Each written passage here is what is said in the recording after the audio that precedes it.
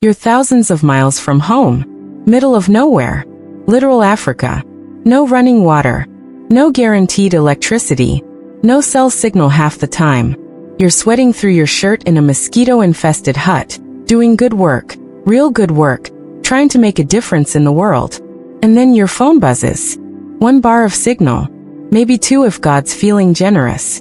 You think, maybe it's your mom checking in. Maybe it's a buddy back home cracking a joke.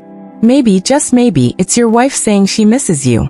Instead, it's a Dear John text. Your wife. The woman you built a life with. The woman whose name is on the same lease, the same bank account, the same everything. She just ended it. In a text message. While you're halfway across the planet with no way to get home, no access to your money, and nothing but corn liquor and mosquito nets keeping you company. Now most people in that situation, they'd cry. Maybe beg. Maybe try to fix it. Me? I deleted her entire Angry Birds profile. And I made absolutely sure she knew it was me. Stay with me. Because this story? This is one for the books. Yo, what is up, everyone? Welcome back to American Sleep Tales, the channel where real people, real pain, and real petty come together for the most satisfying stories on the internet. If you are new here, first of all, welcome to the family. Second of all, smash that subscribe button right now because we drop 2 brand new stories every single day. That's right. Every single day. And if you've ever been done dirty by someone who should have had your back, if you've ever fantasized about the perfect moment of payback, then buckle up. Because today's story is going to hit different. Let's get into it. Alright, so let me paint you the full picture before we get to the good stuff. Our guy, let's call him Bren, had been with his wife Maya for going on 6 years. And look, on the surface, these two seemed perfect for each other. They traveled together. They laughed together. They had this whole electric, buzzing energy whenever they were in the same room. But here's the thing you gotta understand about Bren and Maya. And this is crucial to the whole story. These two were obsessed with competing against each other. Like, not in a scary way. Not at first, anyway. It was playful. Flirty even. The kind of competitiveness that you see in couples who are so similar it's almost scary. They had a whiteboard. An actual, physical whiteboard. Hanging on the wall of their apartment in Europe. And on that whiteboard, scores. Running tallies. A full-on scoreboard for every single game they played against each other. Cribbage? On the board. Scrabble? On the board. That one time they had a rock-paper-scissors tournament at 2 a.m.? You better believe that was on the board. But it didn't stop at board games. Oh no. These two took it to a whole different level. They competed over their step counts. Yeah, you heard that right. Their phone's health app. Steps per day. Whoever had more steps at the end of the day win. Simple as that. Bren told me there was one specific evening where Maya had run out to grab dinner from the store down the block, like a 20-minute round trip, tops. And while she was gone, this man was literally jogging laps around their apartment. Back and forth through the living room, the hallway, the kitchen, like a complete lunatic, just so his step count would stay ahead of hers by the time she got back. Did he win that day? Of course he won that day. Was it worth it? Debatable. But also, absolutely yes. They'd even bet on TV shows. Not money, just bragging rights. But you know how bragging rights can sometimes feel more valuable than money. They watched this survival show called Alone, where contestants try to outlast each other in the wilderness. And they'd predict every week who was gonna get eliminated next. Whoever called it right got to hold it over the other person's head for the entire following week. These two were built for each other. Same energy. Same competitiveness. Same chaotic, beautiful, slightly unhinged wavelength. And then there was Angry Birds. Oh man. Angry Birds. Look, I know what you're thinking. Angry Birds? That old phone game? The one with the little birds and the pigs and the slingshot? Yeah, that one. Because listen, it doesn't matter what the game is. When two competitive people lock in on the same target, the game doesn't matter. The winning matters. They'd stay up late, way later than they should have, just grinding levels, trying to beat each other's high scores, trying to jump each other's ranks. Whoever was ranked higher when the other person fell asleep, that person won the night. Bren would sometimes set an alarm for 3 a.m. just to sneak in a quick Angry Birds session while Maya was sleeping, get his score up, and go back to bed like nothing happened. This was their relationship. This was their language. And honestly, it was beautiful. Past tense. Now here's where things start getting complicated. Bren got an opportunity to go work on a community development project in Zambia, sub-Saharan Africa, deep in the countryside. The kind of place where infrastructure isn't guaranteed, power cuts happen, cell towers go down, and the nearest ATM could be a 2-hour drive on dusty roads. It was meaningful work. The kind of stuff that looks great on a resume, but more importantly, the kind of stuff that makes you feel like you're actually doing something real with your life. Building things. Helping people. Making a dent in the universe. Maya stayed back in Europe. She had her own project to finish up. The plan was simple. She'd wrap things up, he'd wrap things up, they'd reconnect in a few months. Simple plan. Should have been fine. But long distance has a way of cracking things that were already a little fragile. See, here's what Bren didn't fully clock at the time. And what he'd only admit to himself much later, lying under a mosquito net in the dark. The competition that had always been fun and flirty between them? It had been quietly, slowly turning into something else. The playful jabs had gotten sharper. The bragging rights had started to feel less like a game, and more like keeping score for real. Little resentments had started stacking up like unpaid bills you keep shoving in a drawer. And when you add distance to an already strained relationship, those bills come due. But Bren didn't see it coming. Or maybe he did, somewhere deep down, and just didn't want to look at it. Either way, nothing could have prepared him for what hit his phone screen one afternoon in the middle of the Zambian countryside. He had signal. Maybe for a minute, maybe for 5. You never knew out there. So he did what he always did the second that signal bar popped up. He checked his phone immediately. And there it was. A text from Maya. He probably expected something routine. Maybe a quick check-in. Maybe an update about the apartment. Maybe something dumb and funny to make him laugh in the middle of a hard day. Instead, he got a Dear John. For those who don't know the term, a Dear John letter is basically a breakup message sent to someone who's away. Like a soldier overseas, or in this case, a guy sweating it out in rural Africa. It's got this whole historical reputation for being one of the coldest, most gutting things you can receive, because you're already far from home, already isolated, already running on empty. And then someone decides that is the perfect time to pull the rug out. Maya's text wasn't long. It wasn't detailed. It was just final. We're done. It's over. I want a divorce. Bren stood there, literally stood there in the dirt, in the heat, under a sky that suddenly felt way too big, and just stared at his screen. The signal dropped. Of course it dropped. He was completely alone. Thousands of miles from anyone he knew. No shoulder to cry on. No bar to walk into. No best friend to call. Just him, the heat, and the worst news of his life. Now, and Bren will be the first to tell you this, what happened next was not his finest hour. He found some corn liquor. The local village brewed stuff. The kind of alcohol that doesn't have a label because it doesn't need a label because it'll make its intentions very clear approximately 45 seconds after you take your first sip. He drank. And then he texted Maya. A lot. Were the texts mature? No. Were they kind? Absolutely not. Were they the kinds of things that, sober and in the daylight, he would have regretted immediately? 100% yes. He went off. He said things that were mean. Things that were petty. Things that were probably at least partially true, but delivered in the worst possible way by the worst possible version of himself. He was hurt. He was scared. He was drunk and alone and feeling completely powerless. And instead of sitting with those feelings like an adult, he picked up his phone and started firing shots. Maya's response? She froze their joint bank accounts. Just like that. A few taps on her phone. And suddenly every dollar they'd ever saved together was locked up tight. Inaccessible. Gone. Now, let's take a second to really appreciate how catastrophic this was. Freezing a bank account anywhere is bad. It's stressful and inconvenient, and it puts you in a terrible position. Freezing a bank account when you are in rural Zambia, where the nearest ATM is a significant drive away, where the ATM might not have power, might not have network connection, might literally just be out of cash even if everything else works, is a completely different level of crisis. Bren was stranded. Not just emotionally stranded, literally stranded, without access to funds, in a foreign country, far from any major city, with no guarantee of when the next moment of cell signal would even arrive.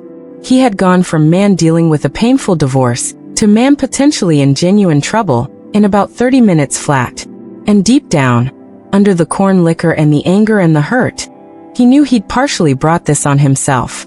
If he hadn't sent those texts, if he'd kept his emotions in check, at least enough to not provoke her, maybe she wouldn't have gone nuclear on the bank accounts. Maybe. But maybe doesn't help you when you're lying under a mosquito net at night with nothing but a torch for light and a head full of thoughts that won't quit. The days after the texts were rough. Really rough. Bren kept working. Because what else was he gonna do? He was committed to the project. People were counting on him. And honestly, staying busy was the only thing keeping him from completely losing his mind. But the nights? The nights were brutal. You know that specific kind of loneliness where it's not just that there's nobody around. It's that the one person you want to talk to is the exact person who just blew your world apart? That's a special kind of pain. It settles into your chest like a stone. He'd lie there under his mosquito net, the torch casting just enough light to see the ceiling. The sounds of the African night all around him. Insects, wind, distant sounds he couldn't name. And his brain just refused to shut up. He replayed everything. The beginning, the middle, the end. All the little moments he'd missed or ignored. All the signs that things were fraying. All the things he should have said or done differently. And then one night, drunk again, feeling sorry for himself, the torch flickering, his phone buzzed. Signal. 1 bar. Maybe 2. He stared at it. He had no one he wanted to call. He sure as hell wasn't going to apologize, not tonight, not in this state. He didn't want to talk. He didn't want to think. Almost on autopilot. The way you do when your brain is fried and your thumbs have muscle memory. He opened Angry Birds. And there she was. Maya's profile. Her scores. Her ranks. And in the time since he'd last checked, while he'd been out there drinking corn liquor and spiraling and trying to hold himself together, she had been busy. Higher scores. Cleared levels he hadn't touched yet. A ranking that had jumped since the last time he'd seen it. She was playing Angry Birds. While he was falling apart in the African wilderness, she was back home. Comfortable, in their apartment, probably with a glass of wine, grinding Angry Birds and climbing the leaderboard like nothing had happened. Something shifted in Bren's chest. Not heartbreak this time. Something colder. Sharper. He looked at his phone screen. Looked at her profile. Looked at those scores. And then slowly, a drunk, one-eyed grin spreading across his face, he realized something. He still had access to their shared Apple account. Now listen. I need you to understand something before we get to this part. In the grand scheme of divorces, in the world of nuclear revenge, scorched earth tactics, lawyers and lawsuits and drama that goes on for years, what Bren did next was mild. It was small. It was petty. It was the kind of thing that, objectively speaking, doesn't change a single real-world outcome. But context is everything. And in context, this was perfect. Bren, drunk, exhausted, emotionally wrecked, lying under a mosquito net in rural Zambia with 1 bar of cell signal, navigated to Maya's Angry Birds profile. And he deleted it. Gone. Every score. Every level. Every rank she'd climbed. Every achievement she'd unlocked. Every late-night session she'd put in while he was across the world losing his mind. Wiped. Clean. Like it never existed. But he wasn't done. Because simply deleting her profile?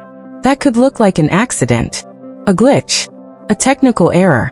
Maya might sit there confused for a second, and then just restart the game, no big deal. Bren could not have that. So he changed his own character name in the game. And then one-eyed, fingers not entirely cooperating, autocorrect fighting him every step of the way, he typed out a message in his username that left absolutely zero room for interpretation. FUB. Spelled out. Clear as day. Right there in the username field where she would absolutely see it the next time she opened the app. So she'd know. She'd know it wasn't a glitch. She'd know it wasn't some server error or random data wipe. She'd know it was him. Deliberate. intentional, petty as all get out. From the middle of Africa, on 1 bar of signal, drunk on corn liquor, under a mosquito net. He hit confirm. And then finally he passed out. Bren woke up the next day with a splitting headache, a phone with 0 signal, and the slow dawning memory of what he'd done the night before. He laid there for a long minute, let it all settle. And then, despite the headache, despite the hangover, despite everything, he laughed. Not a happy laugh. Not exactly. More like a laugh of release. Like something that had been wound too tight in his chest had finally, mercifully, snapped loose. Because here's the thing about petty revenge, and I think anyone who's ever been truly deeply hurt by someone they loved will understand this. It's not really about the revenge itself. It's about agency. When someone blows up your life, when they make a unilateral decision that affects everything about your existence, and they do it from a safe distance, through a screen, without having to look you in the eye, you feel completely powerless. Like a passenger in your own story. Like nothing you do or say or feel has any weight at all. And in that moment, in that tiny, ridiculous, absolutely unhinged moment of deleting an Angry Birds profile and typing out a message in a username field, Bren took his power back. Not in a life-changing way. Not in a way that fixed anything or undid anything or made the divorce hurt less. But in a way that said, clearly, unmistakably, with all the petty energy he had left in his body, I was here. You don't get to just erase me and move on like I don't exist. I see you. And I got the last move. Maya saw the username. She had to have. And even if she never said a word about it, even if she never acknowledged it, never mentioned it, acted like it never happened, she knew. And Bren? He slept better that night than he had in weeks. Time passed. As it does. Bren finished his project in Zambia. He came home, a different home, a new place, smaller and quieter and missing the whiteboard. The divorce was finalized.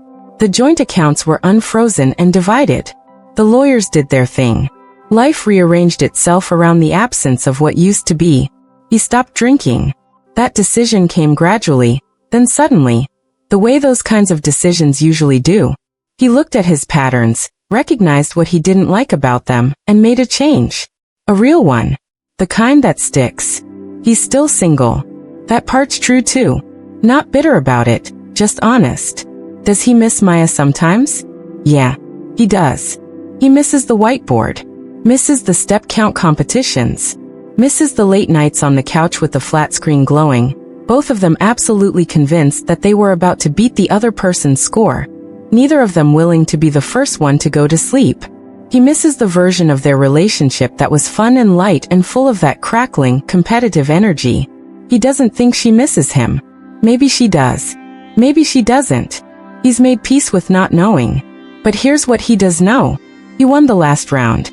And in a relationship that was defined, from beginning to end, by who got the last point. That matters more than anyone who wasn't there could possibly understand. The only thing he won in the divorce? That Angry Birds moment. And honestly, he'd take it. Look, I'm not here to tell you that petty revenge is the answer. I'm not saying go delete your ex's game profiles the second something goes wrong in your relationship. But I am saying this. Being human is messy. Getting hurt by people you love is messy. And sometimes, in the darkest, loneliest, most impossible moments of your life, the only thing you can control is the tiniest, most ridiculous act of pure defiance. And that act, it can be enough. Not to fix everything. Not to close every wound. But to remind yourself that you still exist. That you still have agency. That even when someone has taken everything else, even when they've frozen your bank account from 3,000 miles away and left you stranded in rural Africa, they cannot take your ability to get the last move. Bren got the last move. And somewhere, in some apartment in Europe, Maya opened Angry Birds one day and found her profile gone, and a username that told her everything she needed to know. That's not nothing. That's everything. Let's just sit here for 1 second and really appreciate the full picture. Man flies across the world to do good work. Wife ends the marriage via text message. Wife freezes the bank accounts. Man is stranded, broke, drunk, and alone in rural Zambia. And his revenge? 1 bar of cell signal. 1 drunk decision. 1 deleted Angry Birds profile. One username change that spelled out exactly how he felt. FUB. From Africa. Under a mosquito net. On corn liquor. That is the most beautifully unhinged, perfectly petty, completely human revenge story I have ever heard. And I will die on that hill. She lost every score. Every rank. Every achievement. He lost the marriage. But he won the last round. You know what this story really is, underneath all the corn liquor and the mosquito nets and the Angry Birds drama? It's a story about what it feels like to be powerless. And what it feels like to take even the tiniest sliver of power back. We've all been there. Maybe not in Zambia. Maybe not with a Dear John text. But we've all had a moment where someone we trusted just left us holding the bag. Feeling invisible. Feeling like we didn't matter. And in those moments, sometimes the pettiest move is the most human one. Alright y'all, if this story gave you life, if you were rooting for Bren the entire time, if you've ever pulled a petty revenge move that you're still quietly proud of, smash that like button right now. It genuinely helps the channel more than you know. And drop it in the comments. What is the pettiest revenge you've ever pulled or witnessed? I know some of you have stories that'll make this one look mild. Let's hear 'em. And hey, if you are not yet subscribed to American Sleep Tales, what are you even doing? We post 2 brand new stories every single day. True stories. Real revenge. Real horror. Real drama. All of it, right here every single day. Hit that subscribe button. Turn on notifications. And I will see you in the next one. Stay petty, stay safe, and sweet dreams. Smiling face with horns.